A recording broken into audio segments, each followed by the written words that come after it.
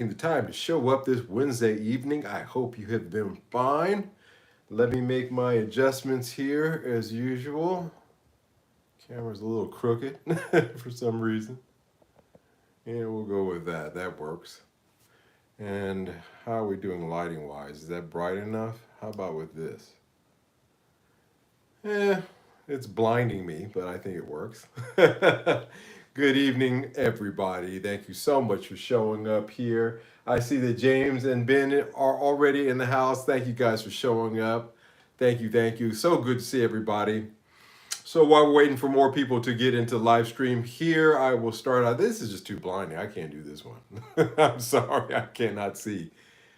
I've got new lights, but some of them are a little blinding. This one actually has a filter cover somewhere here.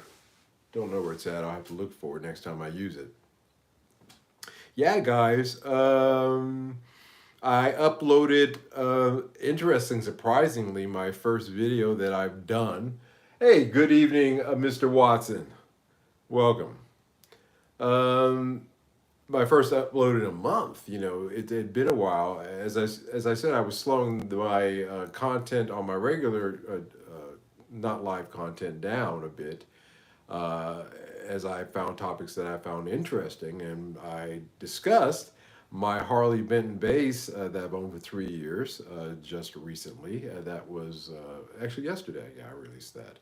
So if you haven't checked that one out yet, go on to my regular content on my channel and take a look at it. I think you'll find it informative. I try to really give an honest opinion about it. If I didn't like it, you know how I am. If something doesn't make the cut, it's gone. And it does not last here very long. But certainly, in the case of that one, I think it's a real keeper. But one thing that I didn't mention in that video, just as a kind of a supplement to that video, is what I think really strongly contributed to the tone of that bass when I was recording. Um, Now, I've had a lot of DI bass heads in my life. I've had quite a few. I had a Marcus Miller DI bass head that I used to record the first Asanuki album with, as well as, again, half of the second one, and the first half. And prior to that, I've had some pretty nice ones as well. But I sold the Marcus. I put it up on my Reverb and sold it at the same time that I sold the bass guitar. And again, that was another piece of equipment that I said, "Boy, you're going to have to replace that with something." And when I bought the Harley Benton bass, the one that I did a review on yesterday on my channel, I also bought this. This is the bass DI expander that is from Harley Benton as well, interestingly enough. And in that preamble, I was mentioning as a precursor to this statement about this, that I've had some pretty expensive, pricey bass DI heads before for recording. Um, Between that bass and this right here, this is really all you need, and this is relatively cheap in terms of a pedal. I think between the bass and this pedal, you could get away with about $200 US for the two of them. And it would really be all that you need to do any kind of recording that, or live as well. If this thing is quite impressive. Uh, it really put to shame that Marcus Miller head that I had, which is actually now it's a $500 head if you look that up. And it really captures your bass sound, and because of the frequency knobs, the EQ, um, the blend, a couple of other things that this thing has on it, you can really dial in any kind of tone that you're looking for, and it's fantastic. It's got a DI out, regular out. It's got a phone output, so you could do this really as you're recording. I'm sorry, your rehearsal. If you want to sit at home and just plug some headphones in this and play your bass guitar, this will do it for you. You just need this. And just a fantastic piece of gear. And I really don't want to single out the Harley Benton bass without mentioning that. Again, a fantastic pedal. If you got bass in your studio that you're recording, and you want a really fantastic sound at an inexpensive price, go with this bass, Harley Benton Bass DI. Blues Fan 63 in the house. Welcome. I can't stay too long. I'll catch up later. Hey, I appreciate you dipping in. Thank you so much, man. Dinrose in the house. Greetings, greetings. Yeah, I'm serious. I really feel that strongly about that bit of gear. You guys know my pedals are the ones that I keep around are the ones that I think are of high praise and worth keeping. And that one, I'll never let it go. I mean, it's a deal from Harley Benton. It's that and the California Sound, the Joyo copy, the Harley Benton California Sound pedal. Those are two pedals. This one and that are the two pedals that I could highly recommend to anybody out there that have a studio, a home studio, or even a pro studio as well. I would take this to the pro studio, just this in my bass, and I'd go to town. That's all, and they'd prefer that as well. So there's that. Um, Mike now 2 times a week. Yeah, Maddie, welcome. And a quick shout out to Three Chord Dave. Hey, Dave, if you do catch this live stream, I sent you an email to your AOL address, your contact on your channel. Take a look at that, sir, and get back to me. I really would like to do that live stream with you that we talked about doing. I'm looking forward to it. I think that'd be fantastic. So if you see that and you hear this and you see that, please, please do so. Reach back out to me. Uh, Evening, sir. Welcome. Thank you for showing up. Okay, so just checking my notes there, guys. Um, yeah, it's cold tonight. And my throat is starting to feel a little funny, so that's why I've got the scarf on, guys. I'm not trying to do a Thurston Howell the Third impersonation here. I actually, there is a purpose behind it, trying to keep my throat warm. But that's funny. I should say that because I was watching on YouTube. They have this.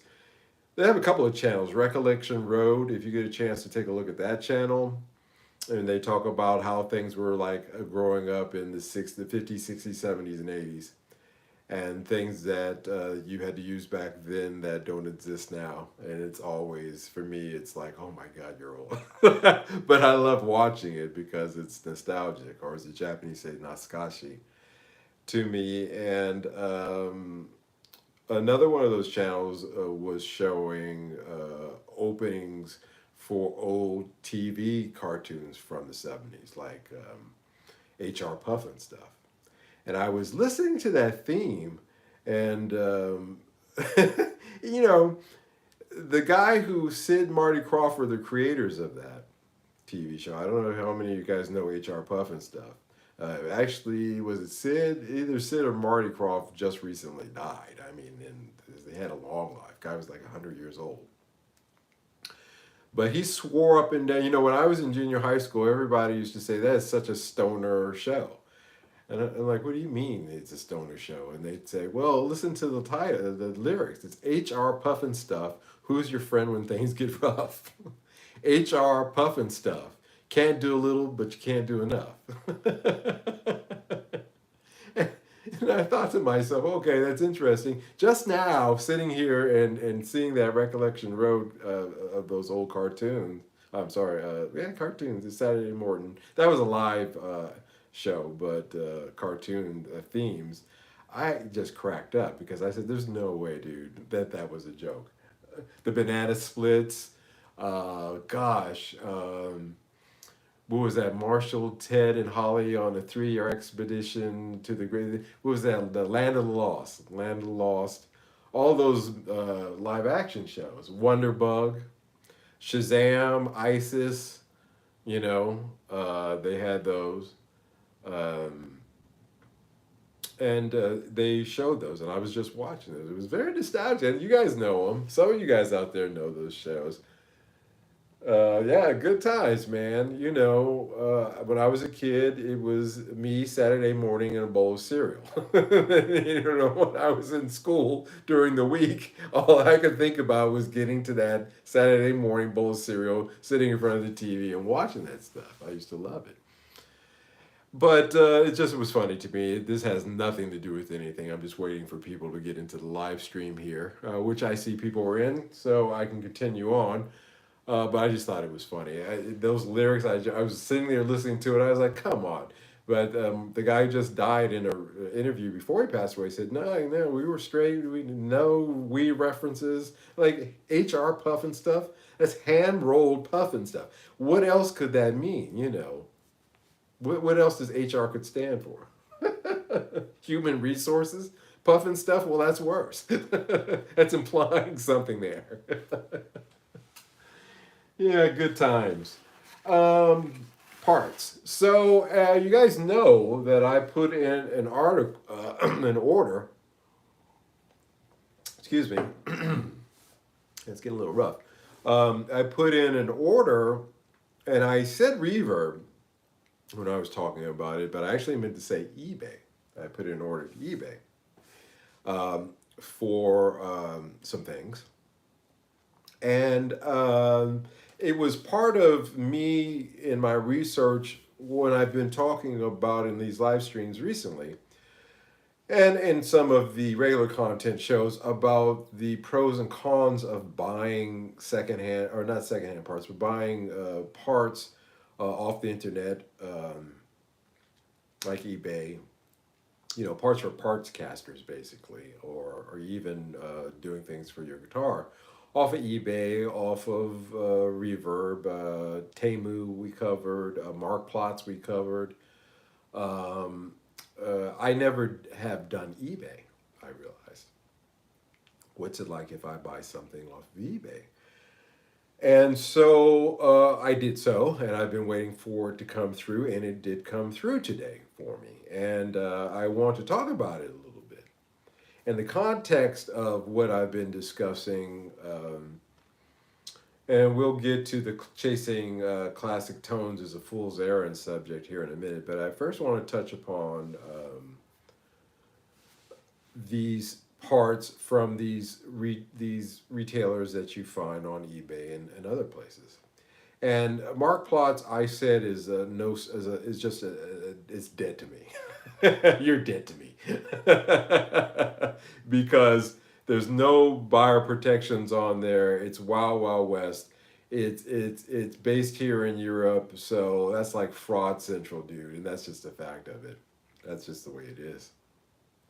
And so that's a non-starter for me. Temu, like I said, I'm not into those 969 so-called 969 companies. I don't want to support something like that. And plus, like I said, everything that seemed to come from Temu, with the exception of the pick art I'm about to share with you, had some kind of issues that needed to be rectified. And I really question whether or not it's worth it to invest in these parts, these cheaper parts, not the expensive ones, but the less expensive ones, the ones that you will find, again, on eBay, Temu, places like that, Reverb. Oh, not so much on Reverb, but yeah. And so you always have to do something with them. There's always something wrong with them. I'll give you a good example. So I ordered some drill heads um, off of eBay. And these drill heads I ordered because I need them in order to ream the holes in this neck that I got from Temu. As I told you, there's lacquer that's filling in this hole up here. That would keep it so that the machine head could fit in there smoothly. So I'm going to have to use this in order to ream that out and do it very carefully from the back. Do it very carefully so that I don't crack that, because that's one of the things that can happen. You get a crack going right here. So I'm not really happy about that. But all the rest of these, yeah, this is a 10 millimeter. All the rest of these are fine. But again, a Temu neck that I had to go out and buy some extra. But this is something that it's good to have around anyway, as I'm starting to build up my repair bench, so to speak. Make sure that is down safely. I'll tell you what, let's just put it over here for now. Yeah, that's better. So I don't mind investing in it, and again, but very inexpensive off of eBay. Didn't cost a lot at all, and I'm satisfied with it. It came in a pouch that I think is 1970s Velcro quality. Remember, you used to have a Velcro wallet and used to think that was so cool. Am I showing my age? Uh, but um, but it's okay, a little piece of work here. So I'm not really unhappy with that. But again, in order to get that Temu neck up so that I can use it for what I need to use it for, I had to invest a little bit in these parts. We could swim with them. Yeah, that's right. That's right. I forgot that. And so I ordered that. The other thing I ordered, as you know, it's an ongoing discussion here on our live stream, but my pet project of getting my third parts caster, not my first, not my second, but my third part caster, ready for whatever it's going to turn out to be. I was debating again. I bought this off of Temu, and this is a humbucker, single humbucker pickguard, and just you know that was the idea, to do something like that with this particular body. But I have these pickups sitting around, my Croatian made humbuckers, and these are ceramic magnet pickups, whereas opposed to the Croatian ones, those are Alnico 5s. I'm not opposed to ceramic magnets, but it would not work putting two Alnico 5 humbuckers in with the ceramic single. Just it wouldn't work. So that led me to thinking, well, maybe it would be cool to order off of eBay, because I want to see what the quality of the parts are on that. Because I really haven't ordered from eBay before that I can think of. Maybe once when I lived in Singapore, but I really can't remember. Blues Fan 63, you're showing our age. I may be a few years older than you, born in 63. Yeah, you're a year older than my brother. Yeah, showing my age. 67 I was born. So yeah, I was prime time for HR Puff and stuff. that was my jam. But I hadn't ordered anything from eBay at all, if at the very least in a long while. And I said, well, let me play with ordering a humbucker, all fully loaded pickguard. And this is what I obtained off of a seller from eBay. Michael Watson, hey, I was born in 60. Yeah, I met a guy named Paul, my business partner, traveling partner here when I went to Frankfurt. He was born in 61, and we were just in the room, and it was very comfortable. Because I could talk about things. He's like, yeah, I know what you're talking about. You know, of course, he had a 7 year jump on me, 6 year jump on me, but it's actually really refreshing because it really was great times, man. You know, I'm not a type of guy who likes to regress back and crawl back into his mother's womb. You can't go back in time, but I do fondly think about those periods. I don't have negative thoughts towards it, actually, to tell you the truth. But this is what I got. And what I would do is I would take these ceramic humbuckers. Actually, are these ceramic? These may not be ceramic, actually. These actually might be alnical. I'll have to check that out. Um, yeah, really? Let me take a look here and double check that. No, it's hard to say. They probably are ceramic for what I paid for this. And so that I could do something like this. Now, of course, we've talked about what color. That's why I'm thinking the gold would work, the antique gold would work as opposed to the silver. And putting in those Croatian humbuckers in here. The idea being that this would be a better way to go. And I already have two single Stratocasters, and I thought maybe this might be interesting. Frederick Rogers in the house. Hey, better late than never, Frederick. Thank you so much for showing up. Anyway, here's my opinion on the quality of this versus the Temu. Now, to be frank with you, the chances are both of these plates probably came from one garage type warehouse in Guangzhou, and then the one next door to it. To be frank with you, they're Chinese made for sure. There's a lot of similarities to them that you can see that in terms of materials, really just just the same stuff. Even getting down to the pots, mini pots on both of these, yeah.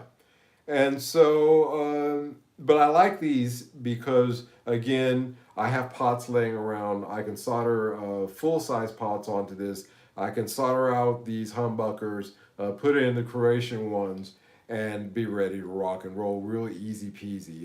Not a lot of work in doing that. And it appealed to me. But the quality of this one off of eBay, now I know it's a black one and it's going to show a lot of marks, but I'm pretty sure that, yeah, that's showing up. You can see that. You can see this mark right here. That's a good scratch. Yeah, it's showing up. That's dent that's in this pick guard. And there's some similar minor scratches up here. Now, there are ways to get that out. Ben Allmark. Mike, how much of a price gap was there between the Temu loaded pick guard and the eBay? That's a great question there. Let me just finish this off. There are ways to get this out, but again, that's extra work that has to be done. And it's just something that I'm not really happy about. In terms of the Temu one, speaking of the Temu one, this pick guard, I haven't taken the plastic off of it yet. It's still got the plastic, but underneath it, there's no marks. It's actually pretty good. This was 24 euros, so that's about $30 from Temu. This one was 26 euros, so about, again, 30, 31 some odd euros there. So in terms of what I paid almost the same for these. With the exception that the Temu one was free shipping, I had to pay additional shipping fee for this one. So those are the differences. But in order to reduce that down, that's why I went ahead and ordered these as well. It made it a little bit cheaper ordering these together from that particular seller. So there wasn't a big difference in price between these. They're both relatively inexpensive. And again, like I said, because they're already wired up, I mean, you may just dig these caps. So you don't even have to worry about that. You just have to wire in whatever pickups you want to go and you're ready to do it. The knobs are okay. The switch is a three-way switch. Of course, interesting enough that could be a good thing with those pickups. the quality of the switch on the Temu one is much better. I'm gonna have to be frank with you. It's that's where it's I hate to say this. Can't believe I'm saying this. I really do hate to say it, but the quality of the switch on the Temu one is much better. It's got a better feel to it. It's got a tautness to it that it should have. It's not loosey goosey. The switch on this one, it's got a tautness to it, but it's a little loosey goosey, and honestly, looking at the component here, they dang well look the same. So go figure on that one. Knobs, they're okay on both of them. They're about the same. So about the same price there that I paid for these. And but this black one, like I said, again, it's another instance where there's something that's going to need a little bit of work, a little bit of TLC in order to make it work, to look good. That scratch right there, it'd be okay if I was doing a relic guitar, but since I'm not, it just doesn't fly. So I'm gonna have to fix that. And that's a 5-minute thing, but still, it's something that I don't want to have to do. So I'm still of the opinion that with these low price ones, it's hit and miss. The Temu one seems to have similar components, but somehow they're better quality or they function better. Go figure that. I haven't wired up either one of these to hear how they sound. I don't think that these are the same. No, these are not the same. N10 stamped on the back of these humbuckers, and these are stamped, interesting enough, N10 as well. So these are actually the same.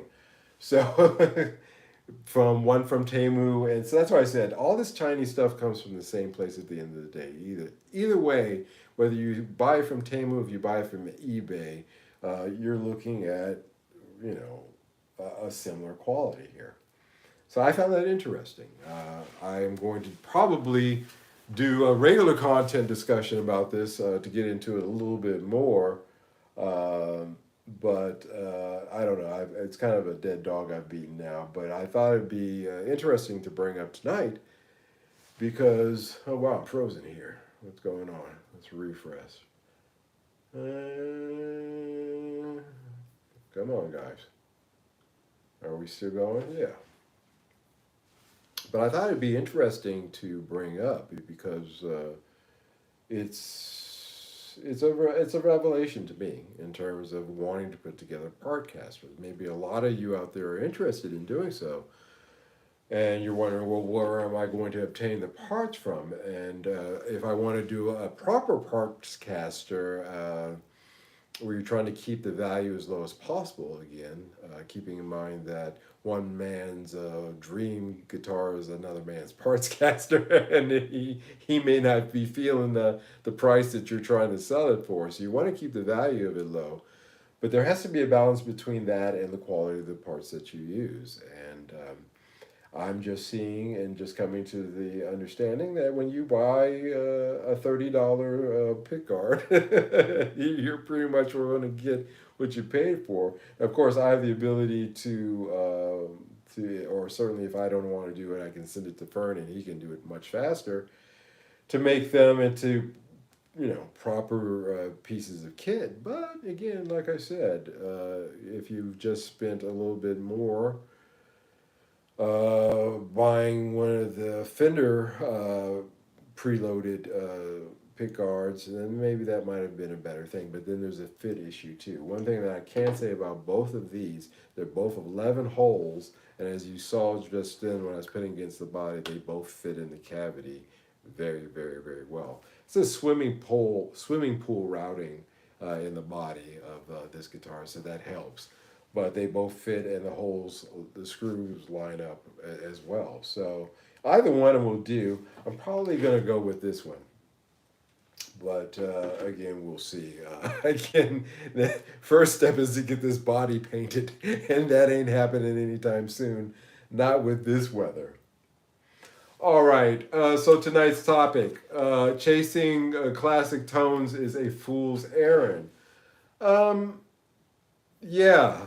Uh, you know, I was talking about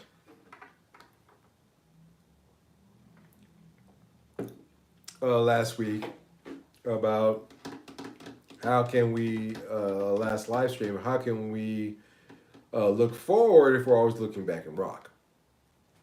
And I gave four examples of how in the media, in the instrument producers themselves, yada yada, about how this seems to be true. Individually, these aren't bad things, but cumulatively, it has us looking back. And I thought that my argument regarding the instrument makers was a little weak listening back to the live stream. And I thought I would tie it all together with a bow, wrap it up with tonight's live stream, with the title being Chasing Classic Tones is a Fool's Errand. Because I think this is, again, a good example of us looking back, when we are not looking forward. Chasing tones is a way of looking back. We talk about, what do we talk about when we're talking about chasing tone? The first thing is always wood. Little woods used in order to make this instrument, because the one that such and such used, his was made out of this. And if it's not that, then it's not happening.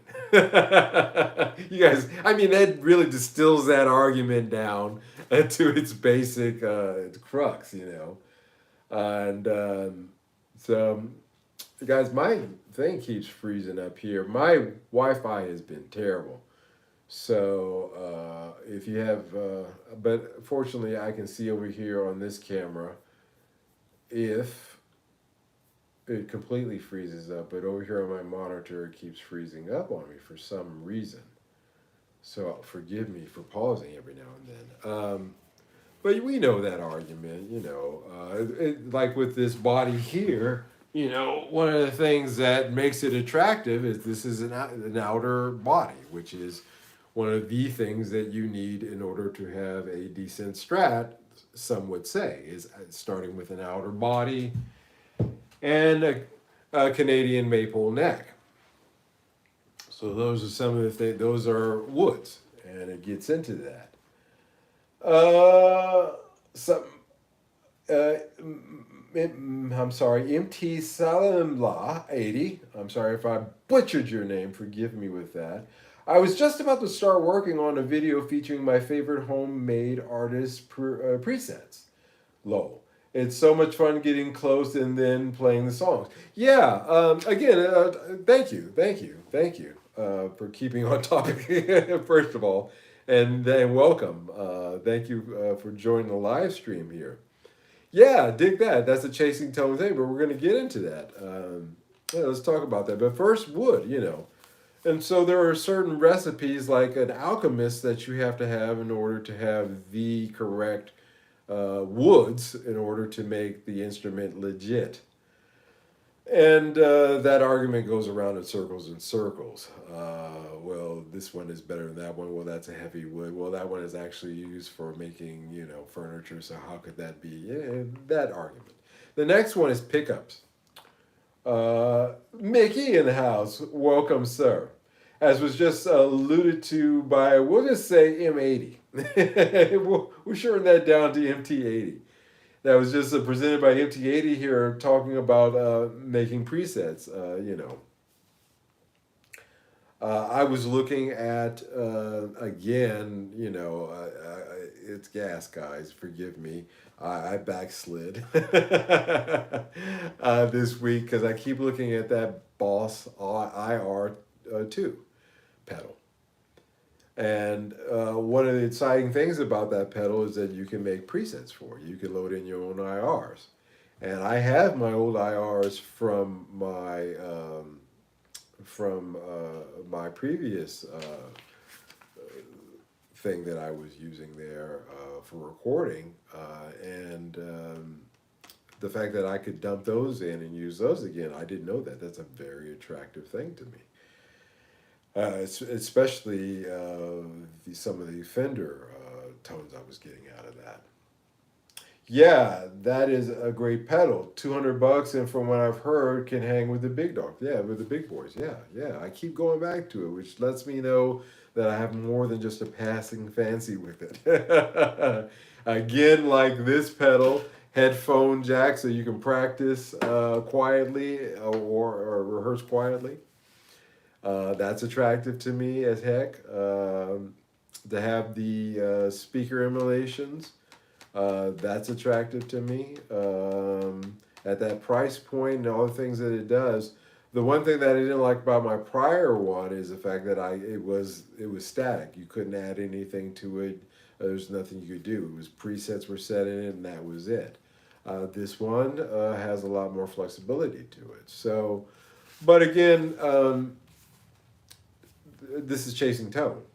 Now, in this case, I don't have a problem. I will differentiate this from what I'm talking about tonight because I can model my Laney, which is my tone. It's a 1972 Celestian greenback in a 2015 Laney 1x12. And it's an awesome amp. And one of these days, I will figure out or go about the process of getting an IR of it.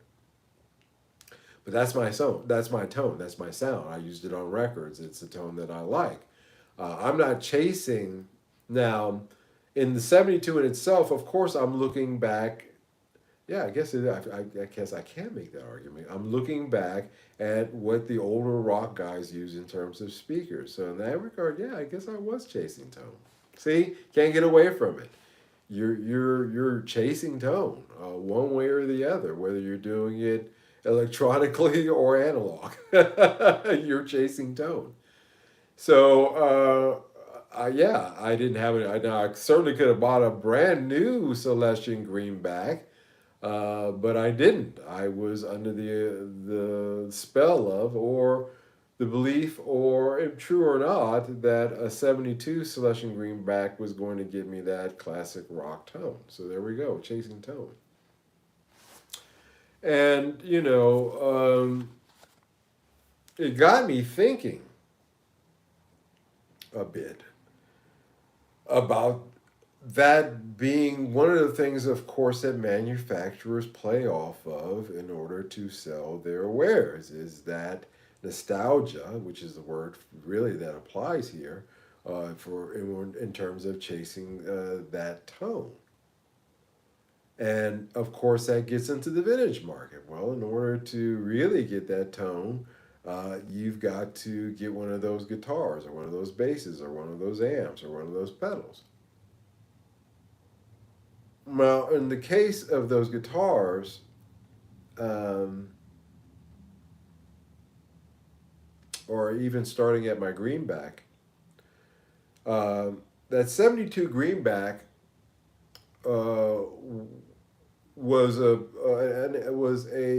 speaker that could have easily been used contemporarily with any band, from your pup playing band all the way up to your big stadium player, or big stadium at that time player band. And it would have been brand new out of the box. There would have been no breaking in. The touring part that would have broke it in. The rehearsals that have broke it in, but still these were relatively new. They weren't old when they were being used. Where am I going with this? Well, the guitars, for example, Eric Clapton's Beano guitar for the Beano album, that guitar wasn't more than 10 years old, that Les Paul. There was no classic vintage or any mojo to that. The pickups hadn't aged, the wood hadn't aged, not that much, not in 10 years.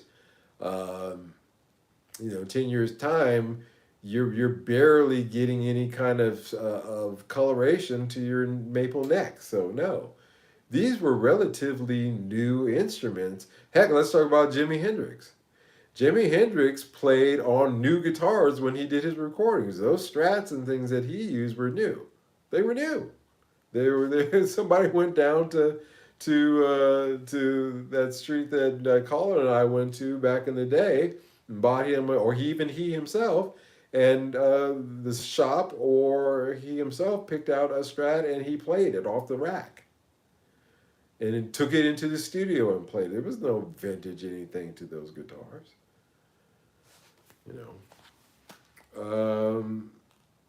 What else do I have here? Yeah, let's let's pull it forward to Stevie Ray Vaughan's number one guitar.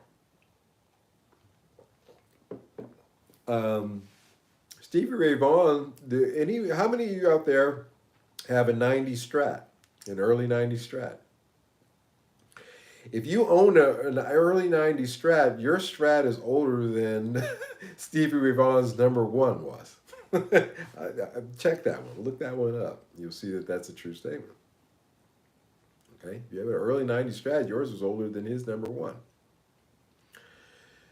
And so all of those recordings that he did, it wasn't done on a 56 Strat or a 65 Strat or anything like that. It was done off of a, and by the way, he wore those necks down so much, it was a parts caster. It was a relatively new parts caster that Stevie Ray Vaughan was playing. So I think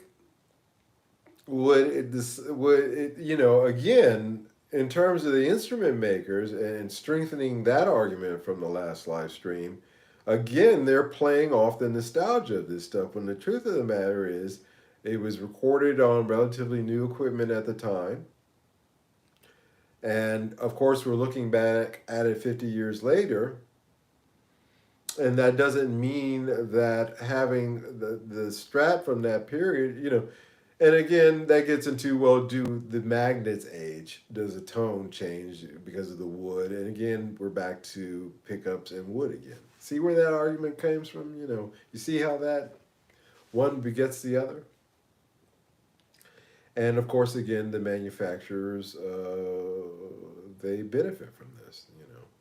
They abuse it, actually, in a lot of ways, this nostalgia.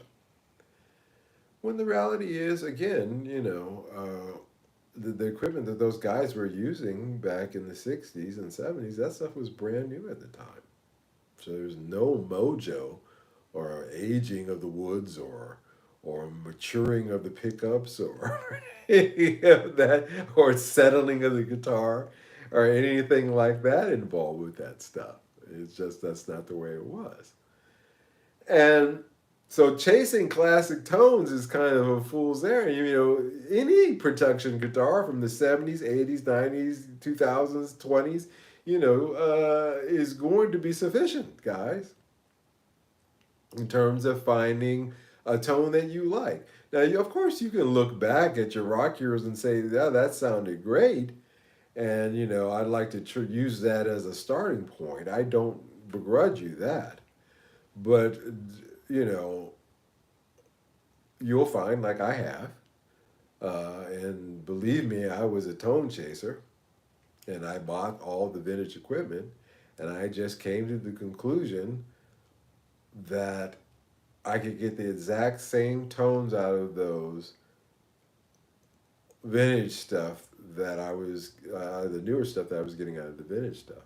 And why is that? It's because it was the same guy playing this. It was me.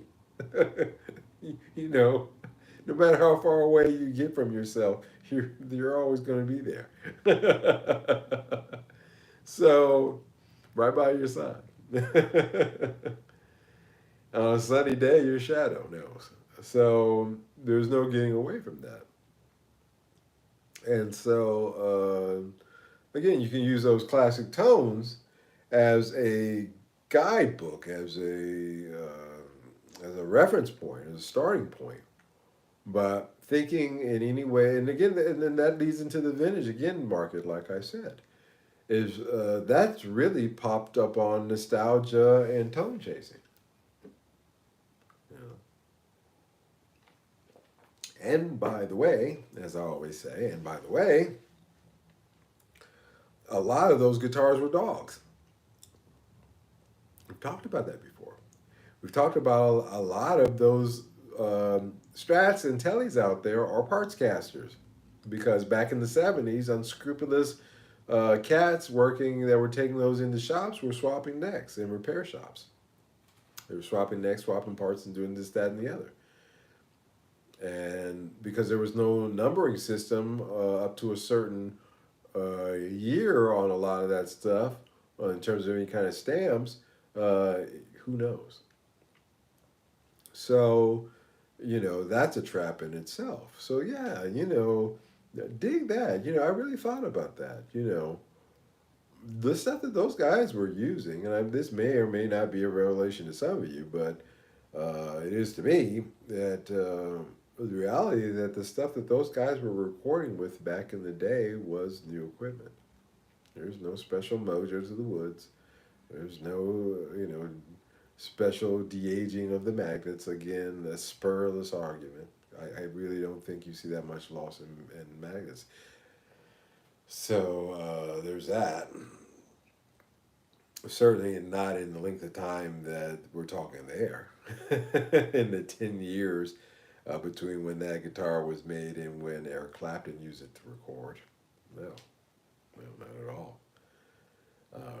And so when you look at the $1,000 pickups that are supposed to give you that authentic tone from that guitar back in the day, you know, dude, you are getting set up for buying the Brooklyn Bridge. You've got to know that. You got to know that's marketing hustle 101 on that one. You really have to think to yourself, boy, do they think that I'm stupid? You know, it's the ultimate. That's the most outrageous one to me. There's been a lot of examples recently, and some would argue that $20,000 Les Pauls are in that category. But no, I can somewhat understand it. Again, like I said, there's a collector at every price point. However, the $1,000 pickups, again, it's playing off nostalgia. They don't, and even with the Gibson pickups historically, again, they were using any materials that they could find. It wasn't an issue of they had a regular supplier. They had different suppliers, and they used different magnets.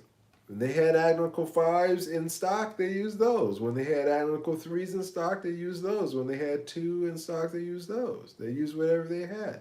And consequently, a lot of those vintage guitars out there have different magnets in them. And so when you have $1,000 pickup that says it's going to capture that classic sound, which is the classic sound are you capturing? The Agnico 2, the 3, or the 5? And it's been demonstrated on YouTube that there is a sonic difference between those magnets, and there is. There is a difference in tone between Agnico 2, 3, and 5. That's a fact. I can tell you that right now. And most of you guys who have rehearsed, I'm sorry, who have experimented with that know that to be true as well. So which classic tone are these exactly supposed to be emulating? Again, what are we talking about here? Again, we're really digging on nostalgia, but at that price range, at that price point, you know, you're going to have, I hope, I'd like to think, a little bit more intelligent buyer, savvy buyer, who's going to, if he's worth his salt, is going to ask that question. Which ones are these emulating exactly? I think that's a valid question. So again, chasing classic tones is a fool's errand, and one of the things that makes it a fool's errand is the fact that these manufacturers will use this nostalgia. And again, I mentioned the HR Puffin stuff and the Recollection Road as a way of introducing the concept of nostalgia to tonight's discussion. Because again, like me, I'm sitting there as a kid and I'm watching those cartoons, and here I am 50 years later, and I'm watching it, and I'm still found myself looking at it through those child's eyes, and it was the nostalgia of it.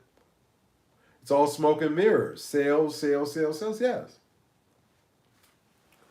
So if they came out, I don't know if they came out with that HR Puff and Stuff Strat. If it would pull me in, but it's heading in the right direction with a guy like me. It's playing off or something, you know. So yeah, it's all smoke and mirrors, as Mickey just pointed out. And so I just wanted to reinforce my argument from last live stream, talking about looking back in terms of rock. This is one of those things. This is one of those topics. One of those things that has us looking backwards instead of looking what is my tone. You know, I just can't believe that Eddie Van Halen. Of course, he had his guitar heroes. He had people that he liked. But his heroes, guitar heroes, were from back in the day. And yes, he knew Jimmy Page very well in terms because he went to go see him, and his brother went to the Great Western Forum, which is what it used to be called back then. Actually, before that, it was called just the Forum in L.A. I've seen many concerts there and saw Led Zeppelin. So, of course, he had guys that he knew their tones, but I just can't believe that he was sitting around all day trying to chase and model and sample, something in order to get a tone. He said, let me go through every friggin' pickup combination and everything that I can in order to find what it is that works for me. And when it came out, it blew everybody's mind because they hadn't heard that before. That's called looking forward. And I tried, even with me, I have a tone in my head from if you listen to my guitar playing, you would say, okay, Mike is more of a Prince Santana-ish pretty player, which I won't argue. But the truth is that one of my guitar heroes is Brian May, for example. And one of the things that he said is that you should write a guitar solo, not like trumpets. Whereas my guitar teacher, High Tide Harris, Hall of Famer himself, told me to write guitar solos like I'm like somebody singing, and I like both of those concepts. And so that's where I'm approaching it in terms of what I'm doing when I'm writing solos, keeping those two different opinions in mind and coming up with something that falls in between. So I'm not thinking about, I have a tone. I have a tone that I like. I just need a clean fender, and then I can work fender tone. I've learned, and I can work with that. I've learned that the fender clean tone, and then what I put on top of that, in some cases, if anything, is really my way to go. Nothing earth shattering there.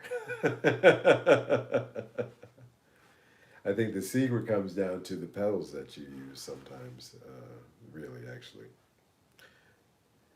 With these amp modelers, that the amp you use is kind of redundant, actually, in that equation. But don't fall into that trap, guys. Cheap stuff. Cheap stuff. 30, $40. And it's not, a classic piece, a vintage piece of equipment, but doggone it, it does the job. Um, this Nobles, again, of being a good example of something. This is the Nobles preamp booster from the same range that the Nobles Overdrive, the same year, the Noble, and same product line as the Nobles Overdrive. It has the same circuitry in it. It can be had for a fraction of the cost of the Overdrive and get you in the same territory as that Overdrive, frankly, if you're looking for that. So don't get sucked into the hype. Don't get sucked into the marketing BS.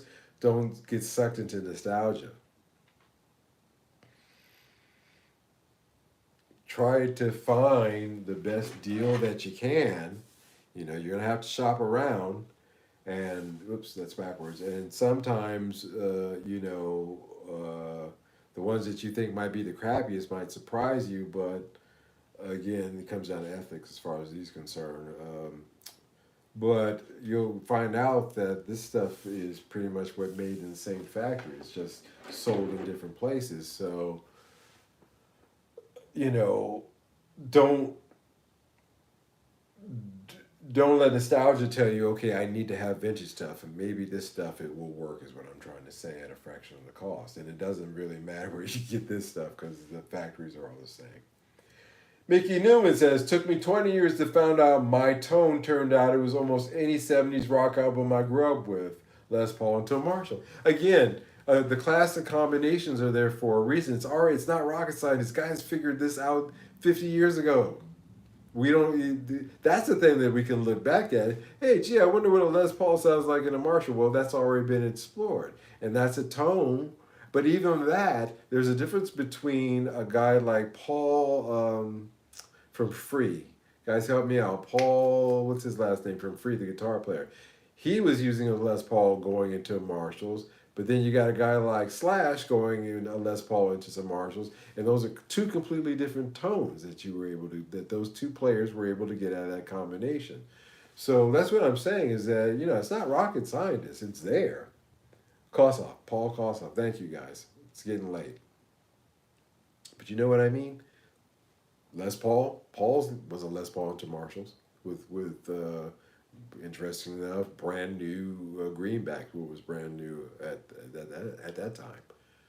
Where Slash was going with greenbacks going to a Marshall with Eminence speakers. It's a story about that cab. It's a mythical cab that they were using for that first album. But in any case, two different tones going through the same thing. So the equipment's there. We don't need the nostalgia. We don't need the $1,000 to make you sound like the Marshall back then. The $5,000 Marshall remake. No, man, you don't need that. There's stuff out there now. We know that'll get us in the territory, and the tone really comes right here. Kossoff. Thank you, Ben. Got you the first time. And yeah, dig that. Matty Two Hats. Just turn on the gay knobs. You will find your sound. Yeah, just mess with the tone knobs on this, and you'll find something there. I found out now that I've had time playing Strats, and I've really been playing it. As you know, I've been playing Les Pauls and Tellys for years, but these last few months that I've really been playing my Strats, the Strat that I have, and just messing around with them, I like the second position with the tone knob set a certain way, and I can get a tone that I really dig. That, depending upon the pedal that I use with it, Strats are really pedal dependent. They really shine with the right pedals. I will say that much, the difference between Les Pauls and Strats.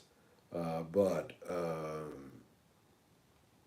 depending upon the pedal that I use, I can cover every tone that I use for my album. Everything from the fuzzy guitar part on Funky Guitar or Funky Good Time to the clean stuff that I did on The Well, for example. I can cover all those bases. So, and inexpensively too. I didn't have to go out and buy the classic remake. My Strat is a Squire. It's an old Squire. It's over a 23-year-old Squire, but still is an old Squire. It's still Squire. No, the tone is up here in your hand and it translates through your body, through your fingers. And that's the truth of it. Whitney Houston knew what Ella Fitzgerald sounded like. And I would say to you, I would submit to you that those two women are probably two of the finest examples of vocalists that the 20th century ever produced. However, even though she knew Ella's songs and Ella's voice, she had her own style. Maybe a little bit of Ella came, she used it at times, but the truth of the matter is she had her own thing. And we can go through every popular musician. And I just use these examples because I want to point out the fact that an artist really at the end of the day is really looking for something that's in his head. And it may not be something that you can go out there and buy out in the market, open market. It may be something that you have to throw together. So that involves a whole nother skill set that you have to take on. And so that's what's interesting to me. I'm not interested in the marketing hype. I'm not interested in the friggin' $1,000 pickups. I think it's all pretty ridiculous. And I think that the the chasing of tone is a fool's errand because you got these wolves by the side of the road as you go skipping down la la la like Little Red Riding Hood with your basket full of money. And and boy, do the Gibson Wolves got a trap for you. You better bring Admiral Akbar with you to warn you, because you're gonna need them. All right, I owe $1 to the Star Wars jar tonight. It's a trap. Nostalgia is a trap. It's a trap, guys. It's a psychological trap. I've shown you 6 ways of Sunday, how I've explained to you how it's used as a trap. Um, the pleasantry is sitting down and watching Recollection Road and watching my childhood and things like that are good. However, I would always wary of people trying to use that, the goodness of that, to sell me something now. Hey, your generation, whatever. Boy, have we got a deal for you. So dig that, guys.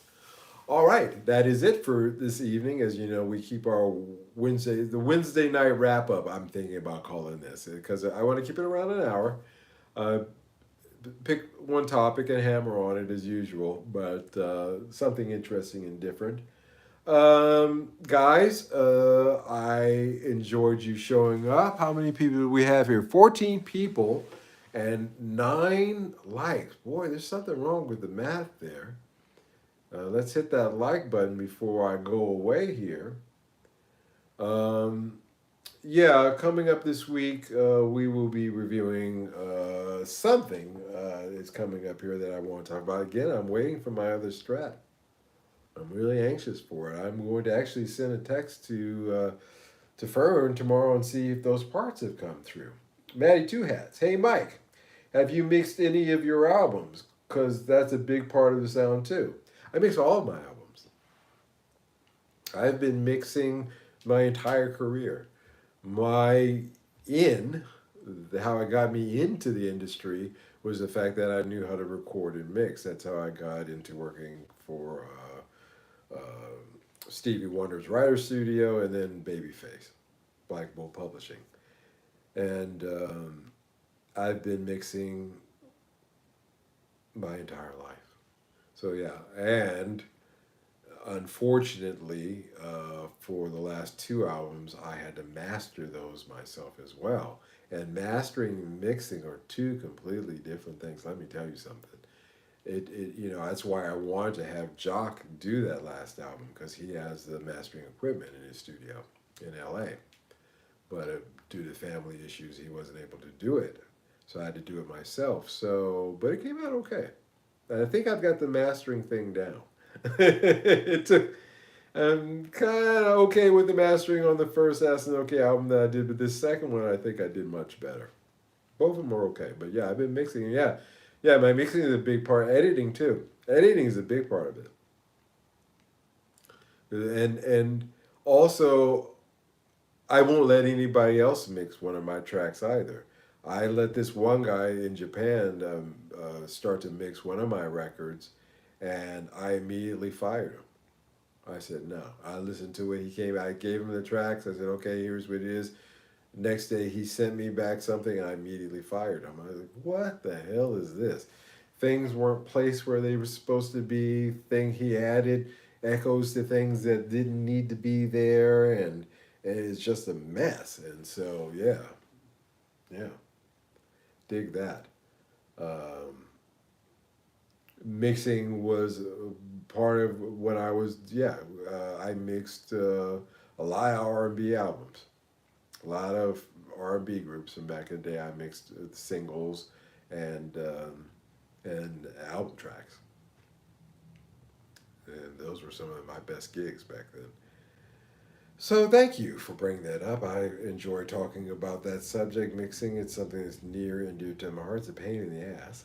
It really is. But it is something that I found that's very important for me to do. All right, guys, that's it for this evening. I look forward to seeing you again this coming up Sunday. If you haven't watched the video that I put out yesterday discussing my Harley Benton VT series bass, after 3 years of owning it, why don't you take a moment to check that out? Don't forget to hit the like on that one as well.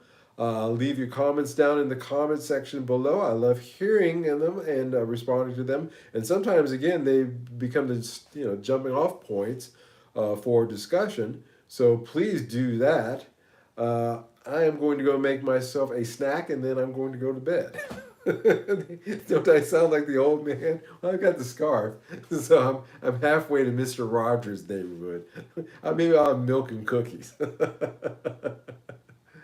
But I enjoyed this evening with all of you, and thank you so much for showing up as always. I will see you in a few days.